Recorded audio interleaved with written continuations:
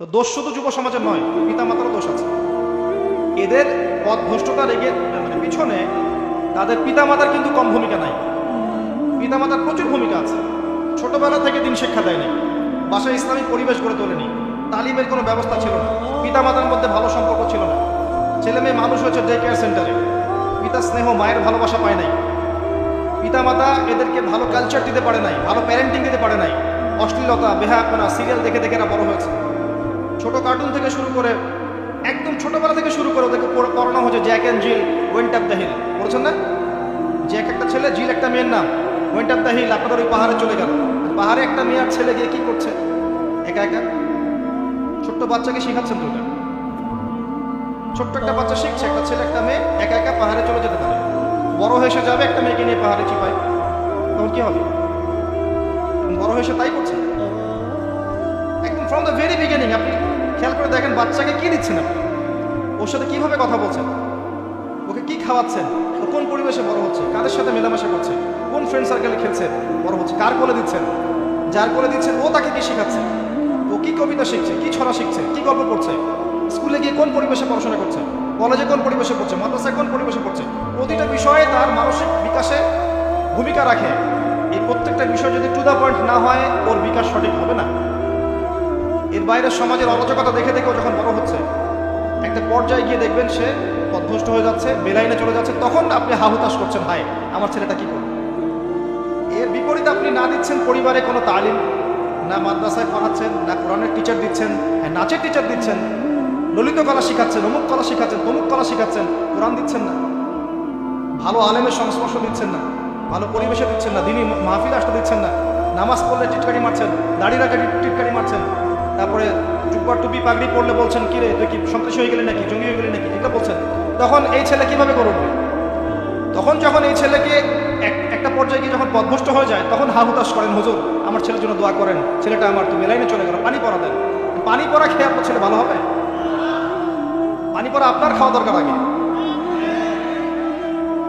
কথা বললে তো মাইন্ড পড়ে, কিছু কথা না বললে তো কথা আসবে না। বাস্তবতা এরকম। এই পিতামাতারা পরে হাহুতাশ করে যে আমার সন্তানের কি হবে। দোষ শুধু যুব সমাজের নয়, পিতামাতারও দোষ আছে। একটা ছেলে একা একা কখনো মাদক সেবন করে না যতক্ষণ না সে একটা মেয়ের সাথে প্রেম করে ছ্যাক খেয়েছে। এটা বাস্তব না?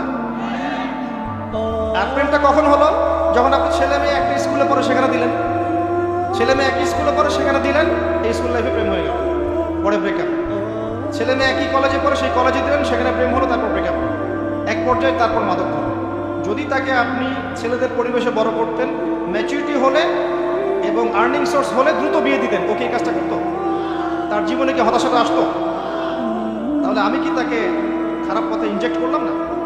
পিতামাতা হিসাবে আমি বিচক্ষণতার পরিচয় দিতে পারি নাই। মেয়ের ক্ষেত্রেও সেই, মেয়েকে আমরা এরকম জায়গায় দিলাম, তখন মেয়ে 15 থেকে 20 বছরের মধ্যে নিজের ইজ্জত হারায় ফেলবে। আর একবার ইজ্জত হারায় ফেললে কি মেয়ের ইজ্জত ফিরে পাওয়া যাবে?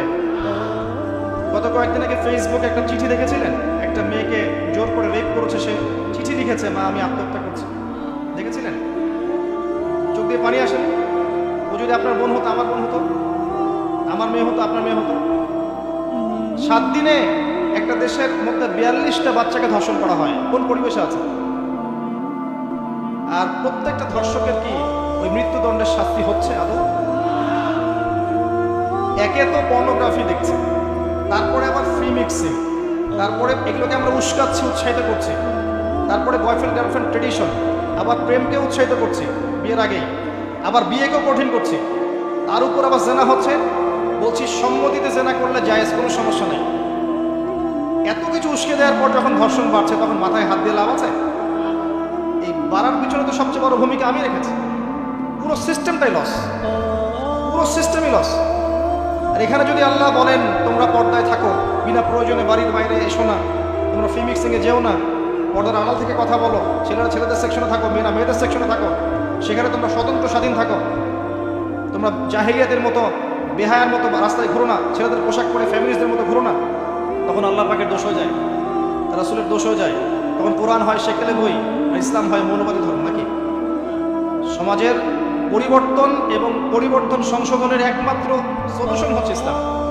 এর বাইরে কিচ্ছু আপনি সলিউশন দিতে পারবেন না। সাময়িকভাবে আইন প্রয়োগ করে পিটিয়ে এইসব ধর্ষণ বন্ধ করা সম্ভব? পুরো যুব সমাজ পর্নোগ্রাফি দেখছে, ভিতর থেকে তারা পশু হয়ে গেছে, সুযোগ পেলেই তো একটা মেয়েকে এসে ধর্ষণ করবে। এখানে আমি একটু বেশি সময় নিয়ে ফেললাম, বিকজ যুব সমাজের সমস্যাগুলো আমাকে ভাবাই বেশি। অ্যাজ এ ইয়াং আমিও চিন্তা করি যে কি কি ট্র্যাপ আছে যেগুলোর মধ্য দিয়ে আমাদের যুবকরা পথভ্রষ্ট হচ্ছে। ট্র্যাপগুলো কিন্তু এগুলোই, মেজর ট্র্যাপ এগুলোই। ফ্রি মিক্সিংটা একটা বড় ট্র্যাপ। ফ্রি মিক্সিংয়ের মধ্য দিয়ে আপনি প্রথমে ভুল পথে গিয়েছেন, তারপরে জেনা হয়ে গেছে, তারপরে হতাশ হয়েছেন, ব্রেকআপ হয়েছে, তারপরে আপনি হয় মাদকদ্রব্য সেবন করছেন, হতাশ, মিউজিক করছেন, বা খেলাধুলায় লিপ্ত হচ্ছেন, বা স্মাগলিং করছেন, ছিনতাই করছেন, কেউ কেউ বড় বড় গুন্ডা মাস্তান হচ্ছে, এক পর্যায়ে জীবন শেষ, এবং তারা 40 বছর বয়সে বৃদ্ধ হয়ে যাচ্ছে। এই যুব সমাজ আমাদের বাপদাদার মতো নয়। সেই রাসূল সাল্লাল্লাহু আলাইহি ওয়াসাল্লামের কথা সেই বেমালুম ভুলে গেছে যে নবীজি বলেছেন যে আমি 4 শ্রেণীর মানুষকে অভিশাপ দিয়ে গেলাম, বলে নাউজুবিল্লাহ। এক শ্রেণী হচ্ছে যে ব্যক্তি রিবা খায়, 2 নাম্বার যে দেয়, 3 নাম্বার যে সাক্ষী থাকে, 4 নাম্বার লিখে রাখে। এই কথা সে বেমালুম ভুলে গেছে। নবীর উম্মত লজ্জা শরমের বালাই শেষ করে ফেলেছে। নবীর উম্মত নবী সাল্লাল্লাহু আলাইহি ওয়াসাল্লাম সেই কবে বলে গেছেন, 1400 বছর আগে, 1 দিরহাম কেউ যদি সুদ খায় সে যেন 36 বার জেনা করে। হাদিসটা আমি বানাইনি, বুখারীর মধ্যে আছে, দেখে নিন। 1 দিরহাম কেউ যদি সুদ খায় সে যেন 36 বার জেনা করলো। কোনো ব্যক্তি এই গ্রামের বা এই মহল্লার যদি 36টা জেনা করে আসে বা 36টা মেয়েকে রেপ করে আসে, আপনি তাকে কি করতে চাইবেন বলেন তো? নিজে চিন্তা করেন, আপনি কি করতে চাইবেন তাকে? তার প্রতি আপনার কি ধারণা হবে? এটা 1 দিরহাম সুদের পাবো না, এটা আমি আপনি খাচ্ছি। নবীজি বলেছেন, এই হাদিসটা আমার চেয়ে আপনারা ভালো জানেন, ওলামায়ে কেরাম আছে, জিজ্ঞাসা করে নিয়েন। নবীজি বলেছেন সাল্লাল্লাহু আলাইহি ওয়াসাল্লাম পড়বেন,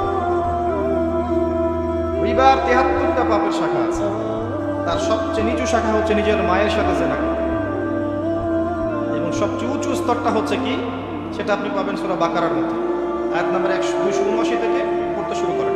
আল্লাহ বলেছেন, ইয়া আইয়ুহাল্লাযীনা আমানু, হে মুমিনগণ, ইত্তাকুল্লাহ, আল্লাহকে ভয় করো, ওয়া যারু মা বাকিয়া মিনার রিবা, সুদের অবশিষ্ট অংশগুলোকে ছেড়ে দাও, ইন কুনতুম মুমিনিন, যদি প্রকৃত অর্থেই মুমিন হয়ে থাকো, ওয়া ইন লাম তাফআল, যদি তোমরা রিবাকে না ছাড়ো। এই কথা বলছেন, যদি তোমরা রিবাকে না ছাড়ো, ফাআযানু বিহারবিন মিনাল্লাহি ওয়া রাসূলিহি, তাহলে আল্লাহ এবং তার রাসূলের সাথে যুদ্ধের ঘোষণা শুনবে। এখন রাস্তা কার? আপনার সামনে রাস্তা 2টা পড়ে আছে, আপনি আল্লাহ এবং তার রাসূলের পক্ষে থাকবেন না তার বিপক্ষে গিয়ে যুদ্ধ করবেন, আপনার চয়েস। কেউ বাধ্য করবে আপনাকে? কেউ বাধ্য করার আছে? ইসলামকে তরবারির মাধ্যমে ছড়িয়েছে। গর্দানে তরবার ধরে বলবে যে কবুল করো, গর্দানে তরবাল ধরে বলবে যে সুদ খেও না, ছেড়ে দাও, বলবেন ফাযাক্কির ইন্নামা আনতা মুযাক্কির। আল্লাহ পাক নবীকে বলেছেন, তুমি উপদেশ দাও, তুমি শুধু উপদেশ দাও, লাস্তা আলাইহিম বিমুসাইতির, তুমি কারো প্রতি দারোগা নও। ফাযাক্কির ইন নাফাআতিদ যিকরা, উপদেশ দাও যদি উপদেশ কাজে আসে। সায়াযাক্কারু মান ইয়াখশা, যাদের মনে আল্লাহর ভয় আছে ওরা শীঘ্রই উপদেশ গ্রহণ করবে ইনশাআল্লাহ। ওয়া ইয়াতাজান্নাবুহাল আশকা, যার মধ্যে ভয় নাই, পাপাচারী, সে অবাধ্যতা করে। যাই হোক, এখন পুরো ওয়ার্ল্ডের দিকে আপনি তাকালে দেখবেন প্রতিটা ডিপার্টমেন্ট রিবা কেন্দ্রিক। এখান থেকে আপনি বাঁচবেন কিনা? আমি আপনাকে একটা হাদিস মনে করিয়ে দিই। নবী সাল্লাল্লাহু আলাইহি ওয়াসাল্লাম শেষ জামানার হাদিসের মধ্যে বলেছেন যে এমন একটা জেনারেশন আসবে, একটা যুগ আসবে যে রিবা থেকে দূরে থাকা এত ডিফিকাল্ট হবে মানুষের জন্য, কেউ যদি দূরে থাকতেও চায় তার গায়েও গিয়ে সুদের ছিটা ফোটা লাগবে। এটা সেই যুগ চলছে।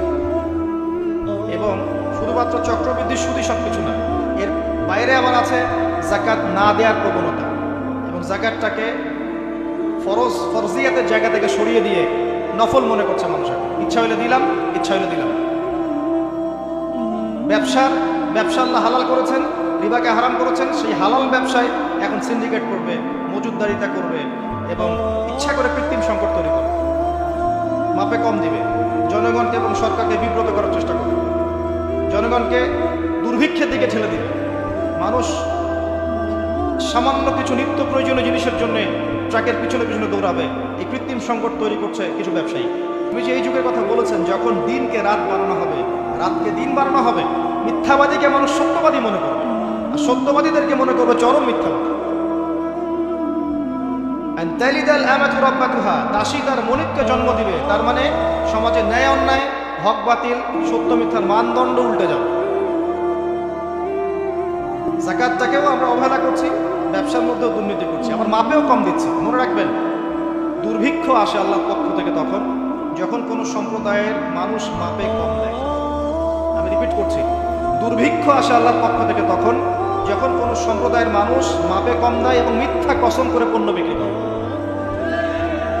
আমরা যারা ব্যবসা করছি আমরা কিন্তু সেফ না।